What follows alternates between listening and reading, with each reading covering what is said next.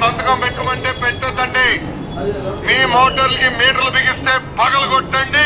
మీకు అండగా నిలబడుతుంది ఈ తెలుగుదేశం పార్టీ. మరి సాక్షాత్తు లోకేష్ చెప్పాడు, వారందరికి కూడా మీటర్లు బాగా కొడితే అండగా ఉంటామని. ఇవాళ అండగా పోయి కాకుండా ప్రజలపైన భారాలు వేసి నడ్డి విరిచేటటువంటి పరిస్థితికి ఇదే లోకేష్ అనుసరిస్తున్నటువంటి విధానం.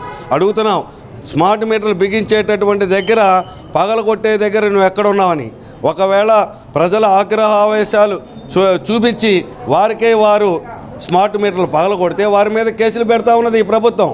కాబట్టి ప్రతిపక్షంలో ఉన్నప్పుడు ఒక మాట, అధికారంలోకి వచ్చిన తర్వాత ఒక మాట మాట్లాడేటటువంటి విధానం సరైనటువంటిది కాదు. గతంలో నువ్వు చెప్పినటువంటి దాన్ని గుర్తు చేసుకోమని చెప్పి లోకేష్ని గుర్తు చేస్తా ఉన్నాం. సంపదను సృష్టించగలిగినటువంటి మహానుభావుడు, సంపదను సృష్టించి ఈ రాష్ట్రాన్ని ముందుకు తీసుకెళ్తానని చెప్పినటువంటి చంద్రబాబు నాయుడు గారు 13 నెలల్లో నువ్వు ఎంత సంపద సృష్టించావు, ఆ సంపద ద్వారా ఏ రకమైనటువంటి అభివృద్ధి చేయబోతా ఉన్నావు, చేసావు అనేటటువంటిది చెప్పాలి.